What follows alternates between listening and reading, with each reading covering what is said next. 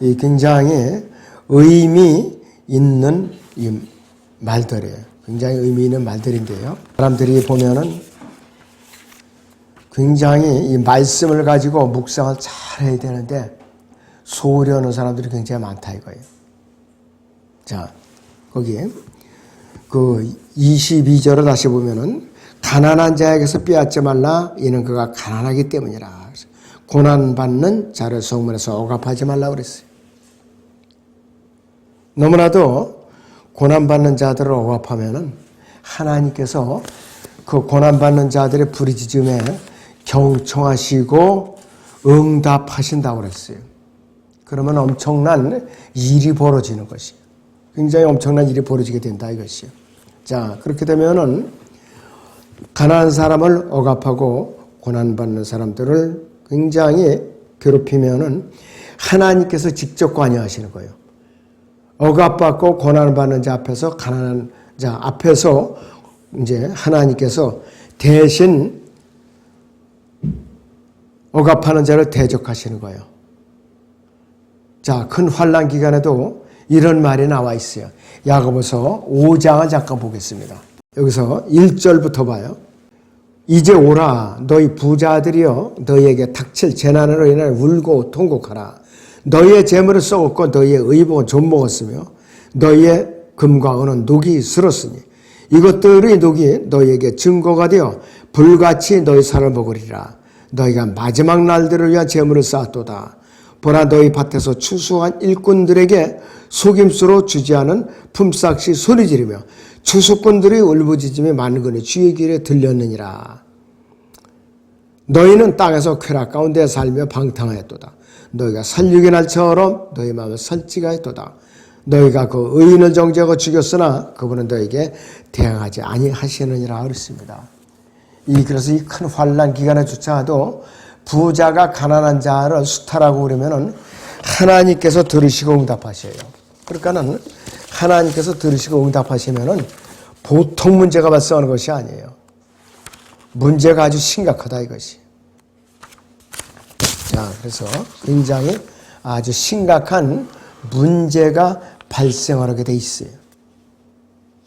자, 그런데 사람들은 대수롭지 않게 여기고 사람들을 괴롭히고 있는 것이. 그래서 여기에 첫 번째 달의 중간째 보시면요. 잠언 22장 23절을 보시죠. 이는 주께서 그들을 위해 변호하실 것이요 그랬어요. 그들을 약탈하는 자들의 생명을 빼앗을 것이기 때문에 그랬어요. 하나님께서 직접 빼앗아 버린다 이거예요. 반대로 그 사람이 가난하게 되는 거예요. 그래서 구약 전체를 관통하는 주제인데 신약에서도 그대로 적용이 돼요. 신약에서도. 그래서 하나님께서는 가난하고 궁핍하고 약하고 무기력한 자들의 변호인이시다 그랬어요. 변호인. 시편 72편 12절을 잠깐 보죠. 그는 궁핍한 자가 부르짖을 때에 구해주며 도울 리 없는 가난한 자도 구해 주시리라 그랬습니다. 가난한 사람 수탈을 당하면은 하나님께 부르짖으면 하나님께서 응답하시니까 그 부자 거로 다 몰수해 버린다 이거예요. 전부. 이사야 25장 4절을 봅니다. 이는 포악한 자들이 발악하기 성벽을 향한 폭풍 같을 때 주께서 가난한 자에게 힘이 되시고 고난 속에 있는 궁핍한 자에게 힘이 되시며 폭풍으로부터 피난처가 되시고 더위로부터 그늘이 되셨습니다. 그랬습니다. 하나님께서는 가난한 자 편에 서세요. 지금 시대에도 마찬가지예요. 큰 환난기에는 말할 것도 없고. 그리고 또 하나님께서는 스스로를 변호할 수 없는 사람들을 위해서 변호하시는 분이에요. 스스로를 변호할 수 없는 사람들을 위해서 변호해 주시는 분이에요. 욥기 16장 21절을 보겠습니다. 오 사람이 자기 이웃을 위하여 변호하듯이 누군가가 사람을 위하여 하나님께 변호한다면 몇 년이 지나면 나는 돌아오지 못할 길로 갈 것이라 그랬습니다. 가난한 사람이 부르짖으면 하나님께서 변호하셔요. 이사야 3장 13절도 보죠. 여기서 주가 변론하러 일어서고 백성을 심판하러 일어서는도다 그랬습니다. 하나님은 심판주이세요. 로마서 8장 34절에 그분은 중보자이시고, 요한서 2장 1절에 있는 그분은 변호인이세요. 또 예레미야 50장 34절은 말씀이 더 강력합니다. 그들의 구속주는 강하니 만군의 주가 그의 이름이라. 그가 그들을 위해 철저하게 변론하리니 이는 그 땅에 시험을 주고 바벨론의 거민들을 불안하게 하려 함이라 그랬습니다. 바벨론이 유다를 심판하는 도구로는 쓰시는데 이들이 하나님께 겸손하지 못하고 유대인들을 괴롭히니까 하나님께서 이제 변호인으로 나서신 거예요. 그러니까 바벨론은 하나님께서 유대인들을 이제 징계하는 도구로 쓰셨는데 그들이 겸손하지 못하니까 그들을 버렸죠. 멸망시켰어요. 유다가 70년 동안 포로 생활했는데 바벨론 제국은 존속기간이 90년이에요. 그래서 유다를 가둬서 연단시키기 위해서 바벨론 제국을 세우신 거예요. 하나님께서. 하나님의 섭리는 그렇다 이것이. 그래서 이 위대한 진리는 각 개인의 영원한 운명에 관한 우주에서 가장 위대한 진리 중 하나이다 그랬습니다. 세상에 변호인을 구할 데가 없을 때 하나님께 울부짖으면 하나님께서 변호해 주신다 이거예요. 사람이 스스로를 변호하는 한 그 사람은 의롭게 될 수가 없지요. 죄인이 스스로를 변호하는 일을 그만두고 모든 문제를 중재자이신 하나님께 맡길 때에 하나님께서는 그 죄인을 대적하는 자의 고소에 맞서서 죄인을 의롭게 하시고 변호하실 수 있다 이거예요. 자, 주 하나님께서 가난한 자를 강탈하고 압제하는 사람들에게 실제적으로 복수하시고 선교하는 그러한 이 일이 무수하게 예가 많이 들어오고 있어요. 자, 1888년 RV나 1901년 ASV는 잠언 22장 23절 후반부를 고쳐서 육신의 죽음에만 고정을 시키는데 이것은 참 잘못된 것이죠. 성령님의 역사를 가로막는 일이고 하나님께서는 여러 가지 방법으로 사람들의 인생을 망치실 수도 있고 RV와 ASV에서 나온 교리에 그분은 아쉬워서 허리를 굽히실 필요가 없는 분이에요. 그분의 말씀 자체이기 때문에. 자, 잠언 22장 24절 25절을 보면은 성내는 사람과 사귀지 말고 경로한 사람과 동행하지 말라 그랬어요. 네가 그의 길들을 배워 네 혼이 덫에 걸릴까 하노라 그랬어요. 네 혼이 덫에 걸릴까 그랬어요. 자, 그래서 우리는 언제든지 하나님 앞에 조심을 해야 돼요. 쭉 내려서 첫 번째 단락 보시면은 속내는 사람에 관해서 다음과 같은 속담들이 있어요. 격앙된 말들은 나중에 먹어야 하는 것보다 삼켜 버리는 것이 더 쉽다 그랬고 한 번 화를 내는 것은 독이 생명에 치명적인 것만큼 치명적인 영향을 끼친다 그랬고 자신의 성질을 통제할 수 없는 사람은 아무것도 통제할 수 없다. 화를 통제하는 것보다는 막는 것이 더 낫다. 분노는 어리석음에서 시작해서 후회로 끝난다 그랬어요. 자, 26절 27절을 보면 너는 협정을 맺거나 빚보증을 서는 자들 중 하나가 되지 말라. 네가 갚을 것이 없으면 그가 네가 누운 침상을 가져가지 않겠느냐 그렇게 했어요. 자, 그리고 28절에서 네 조상들이 세운 옛 지계표를 옮기지 말라. 오늘 지계표에 대해서 제가 자세하게 좀 강조를 해드릴 거예요. 자, 성령께서 해주시는 설명이 신명기 19장 14절이나 잠언 26장 27절, 전도서 10장 9절에 있습니다. 신명기 19장 14절을 보죠.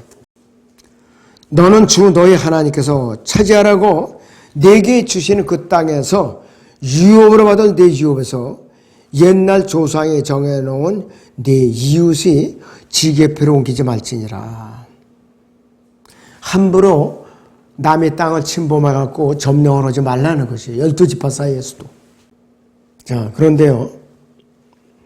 지게표를 옮기는 사람은 오늘날 해마다 조금씩 토지 경계선을 옮기려는 사람과 같다 그랬어요. 야금야금 남의 땅으로 먹어 들어가는 사람들. 특별히 이제 남이 잘 돌보지 않는 땅들이 있어요.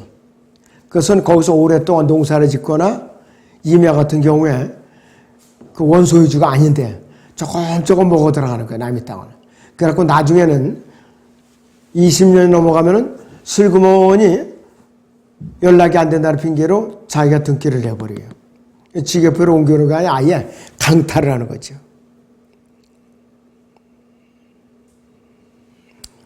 열왕기상 21장에서는 아합이 나봇의 포도원을 빼앗아 버렸죠. 강제로.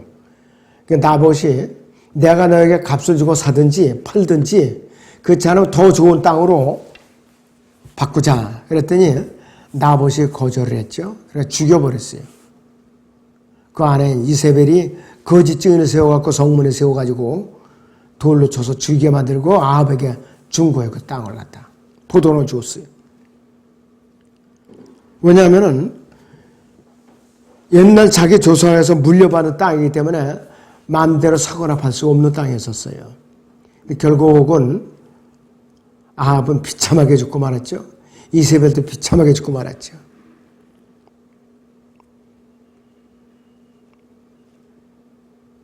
그래서 남의 소유에 침입하는 것은 어떻게 하는 거냐. 하나님께 범죄하는 것은 하나님을 대적하는 걸 마찬가지예요. 전도서 10장 8절을 봅니다. 구덩이를 파는 자는 거기에 빠질 것이요 담을 허는 자는 뱀에게 물리리라 그랬습니다. 옛날 담 같은 경우는요. 흙담이죠 대개. 그 담이 넘어가면 그 안에서 실제로 뱀도 나오고 군뱅이도 나오고 지렁이도 나오고 별게 다 나와요. 그리고 구덩이를 파면 어떻게 되느냐. 자기가 파놓은 자기 구덩이가 자기가 빠지는 거예요. 남의 경계를 침범을 하고 했다가. 이거는 얘는 뭐 똑같은 건 아니에요. 중국의 원자력 잠수함이 자기들이 쳐놓은 그물에 걸려갖고 침몰해갖고 죽었어요. 승무원들은 다 죽었어요. 미국 잠수함이 침투한 곳을 막기 위해서 자기들이 철 그물망을 설치해놨던 거예요. 거기에 걸려버린 거예요. 완전히. 자기 덫에 자기가 걸려갖고 죽은 거예요. 완전히. 자, 영적으로 미국의 조상들이 세운 지게표들 우리도 한번 복습을 해보죠. 첫째는 가정에서 성경 읽는 것과 기도하는 것. 두 번째는 학교에 비치돼서 학교에서 꼭 기도 시간에 갖고 성경을 가르치는 시간이 있었어요. 우리나라 지금 크리스찬 스쿨을 정부에서 지난 정권에 자꾸 없애버렸죠. 이 특목고라는 게 결국은 특수한 목적을 갖고 세워진 거예요. 그런 그 학교들은 대개 기도하는 시간이 있어요. 또 성경 가르치는 시간이 있고 이걸 없애버린 거예요. 이거를.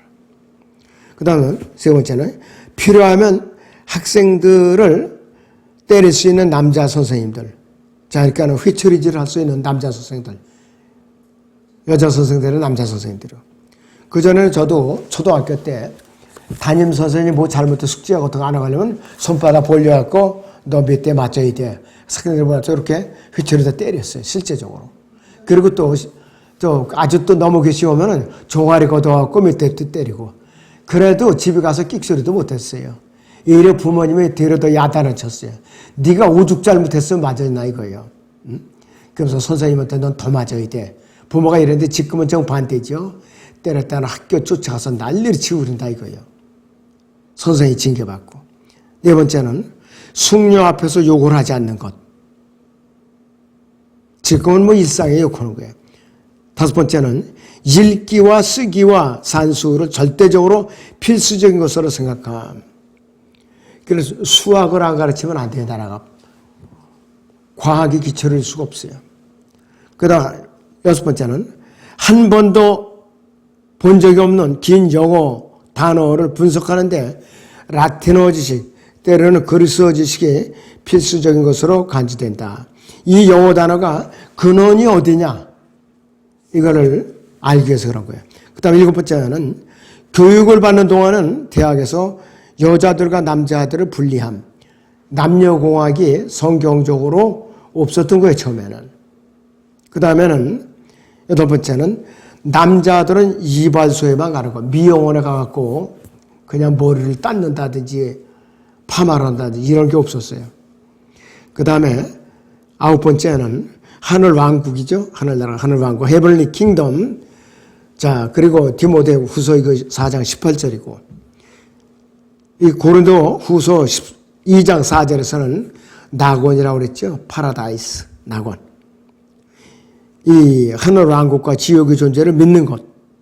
그 다음에 열 번째는 자치하고 진취성, 절체. 이거를 강조를 했어요.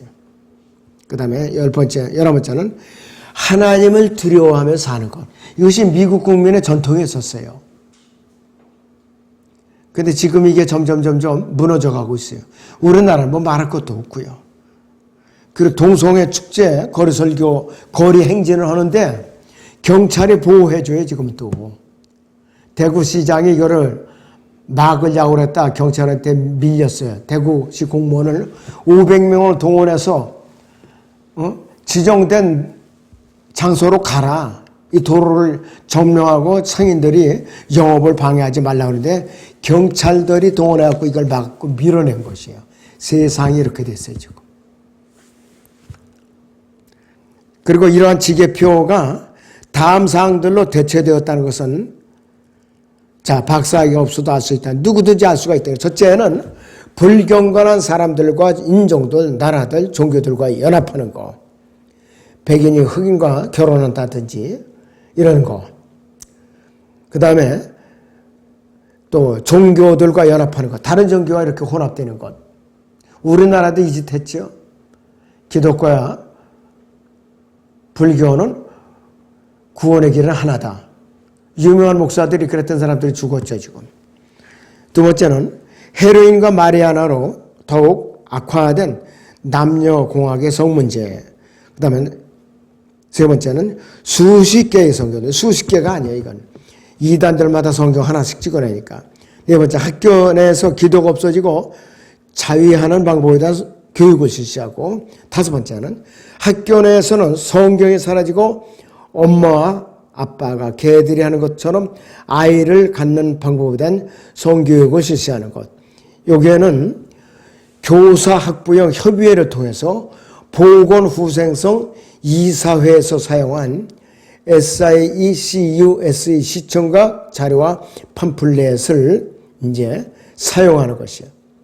자, 이것이 291페이지에도 이 용어가 똑같이 나왔었어요, 지난번에. 보건후생성 이사회에서 사용한 교재가 SICUS 시청각 교재인데 약자로 되어 있기 때문에 저는 알 수가 없더라고요, 뭔지. 그 다음에 여섯 번째는 하나님을 두려움이 없어지고, 일곱 번째는 사회주의적 복지를 추구하는 정부. 무조건 나라에 재정적 자를 지어갖고 나라가 파산되게 만드는 것. 이것이 시온의정서에 나와 있는 항목이에요. 미국도 그렇고 우리나라 지금 똑같이 그걸로 가고 있어요. 나라에 재정은 없는데 계속해서 그냥 거저로 미겨 살리다 보니까 나라가 이제 파탄나게 생겼다, 이것이에요. 국민연금공단이 지금 광주가 어디에 있어요? 그런데 국민연금공단이 지금 완전히 바닥에 나 있어요. 그냥 곡간 빼놔서 계속 빼먹어가지고. 자, 그 다음에, 그리고 스칸디나비아 선군, 노르웨이, 핀란드, 스웨덴. 그전에는 이 사람들 요람에서 무덤까지 비버리지 그거를 구호를 해서 했다가 지금은 그 복지 정책을 포기했어요. 너무 힘드니까, 안 되니까. 그 다음에 죽음 이후에 생에 대한 믿음이 없음으로 인해서 이 현 세상에서 행동이 아무런 영향을 받지 못한다. 그러니까 하나님에 대한 두려움도 없고 지옥에 대한 두려움도 없으니까 이렇게 된 거예요. 잠언 22장 29절을 보면 네가 자기 일에 근면한 사람을 보느냐 그는 왕들 앞에 설 것이요 비천한 사람들 앞에 서지 아니하라 그랬어요. 그래서 근면한 사람은 언제든지 지위를 얻게 되어 있는 것이에요. 자, 어떤 사람들은요, 자, 피아노 연주자들 있죠? 피아니스트. 그 사람들은 매일같이 하죠? 그리고 피아노 조율도 자기가 하더라고요. 이 사람들은. 자, 그래서 이 사람들은 청중들 앞에서 능숙하게 연주를 하죠. 그리고 꾸준히 자동차에 매달려서 뜯어보고 고쳐본 사람들은 자동차 전문가가 되고, 그리고 그런데 이 잠언에 적용되지 않는 예외가 있어요. 성경 공부예요. 성경 공부는 끝이 없어요. 독특한 책이에요. 어떤 자세를 가져야 되느냐. 우리 세 군데를 보죠. 사도행전 17장 11절을 보겠습니다.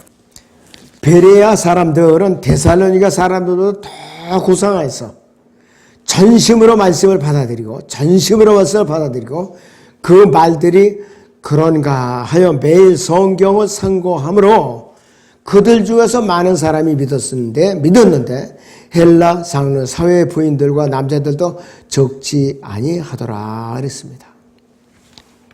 자, 데살로니가 사람들은 어땠는가? 데살로니가서 2장 13절을 보죠.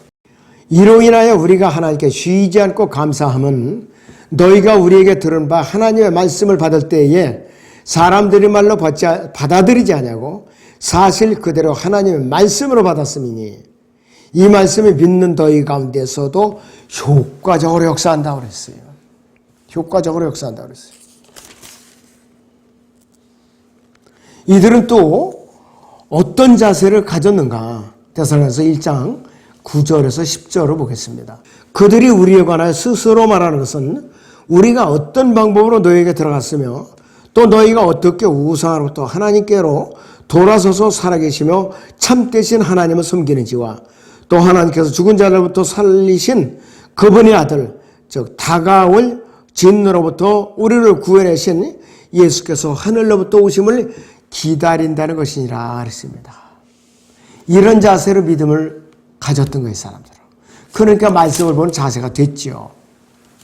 자, 마지막으로 사도 바울은 이 시대의 배교 시대에 라우디케아 시대에 성도들에게 당부한 말씀이 있죠. 디모데 후서 2장 15절을 보겠습니다. 네가 진리의 말씀 올바로 나누어 자신이 하나님 앞에 부끄럽지 않은 일꾼으로 인정받도록 공부하라. 세대적으로 올바로 나눠서 구약과 신약, 그 다음에 창세기부터 요한계시록까지 구원받는 방법이 세대적으로 구분되어 있다. 그 다음에 삼위일체 하나님, 그 다음에 사탄은 어떤 존재인가, 이렇게 자세하게 성경을 올바로 나눠서 공부를 하라고 명령을 하고 있어요. 이 세 가지 자세를 우리는 갖춰갖고 공부를 하면 틀림없어요. 자, 교재 다시 보면.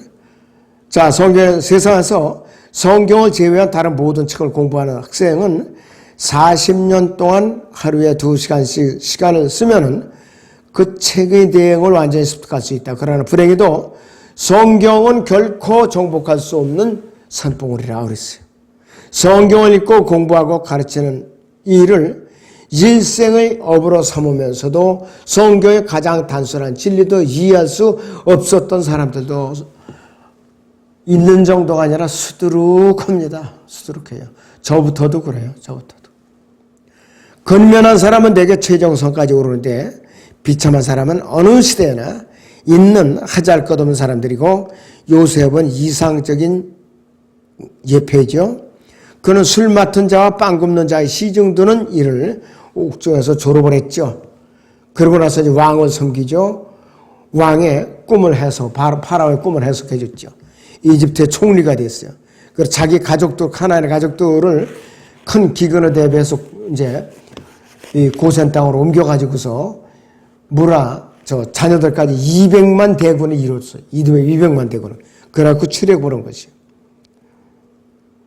자, 이 시대에 비천한 사람들을 섬기는 그리스도인은 어느 날 왕과 함께 앉았어. 예수도 함께 앉아서 이 지상 천년왕국에서 함께 우리는 식사를 드리는 특권을 갖게 될 거라 이것이에요. 앞에 설 것이요라는 표현은 대개 섬기는 자나 종의 자리를 말하는 것이에요. 자, 그렇기 때문에 누구든지 이 하나님을 올바로 섬기려면 성경을 올바로 알아야 되는 것이에요. 근데 사람들이 성경을 올바로 알려고 생각을 하지 않는 거예요. 이 사람들이 성경을 묵상하지 않는 한은 언제든지 하나님의 진리의 지식을 알 수가 없어요. 잠언 23장이요. 잠깐 더 공부를 하죠. 1절부터. 치리자와 함께 음식을 먹으려고 앉아있거든 네 앞에 있는 것이 무엇인지 잘 생각하라. 만일 내가 탐식하는 사람이거든 네 목에 칼을 두라. 그의 진수성찬을 탐내지 말라. 그것들은 속이는 음식이니라. 부자가 되려고 애쓰지 말며 네 자신의 지혜를 그칠지니라. 네 눈을 허무한 것에 주목하려느냐. 재물을 반드시 스스로 날개를 만들어 하늘을 향한 독수리처럼 날아가리라. 악한 눈을 가진 자의 음식을 먹지 말며 그의 진수성찬을 탐내지 말라 그랬습니다. 치리자와 함께 음식을 먹으려고 앉아 있거든 그랬는데 치리자와 함께 먹으려고 할 때는 각별히 조심하라 그랬어요. 여기서 조심한다는 건 뭐냐? 치리자가 어느 지역에서 그 지역의 통치자, 옛날로 말하면 아주 제일 작은 게 고을사또죠. 어느 시군의 사또라 이거예요. 그 사람들은 정치꾼들이에요. 그래서 누구를 이제 초청을 했어요. 식사 초청을 했는데 가갖고 눈치 없이 너무 그 앞에서 과식을 해버리고 수다를 떨었어요. 그러면 꼭 뒤끝이 좋지 않은 거예요. 뒤끝이. 그 사람이 그 고을사또 그냥 부르는 게 아니야. 목적이 있어서 부른 거예요. 그 사람을. 한 상 차려주고 몇 배 더 울고 먹으려고 불렀는데 그걸 모르고 그 앞에서 눈치 없이 큰 먹고 실수를 하는 바람에 다 털리고 만다 이것이요. 그래서 2절에 보면 만일 내가 탐식하는 사람이거든 네 목에 칼을 두라. 그의 진수성찬을 탐내지 말라. 그것들은 속이는 음식이라고 했어요. 속이는 음식. 곰곰이 생각해야죠. 음식이 너무 잘 차려져 있으니까 너무 입에 땡기니까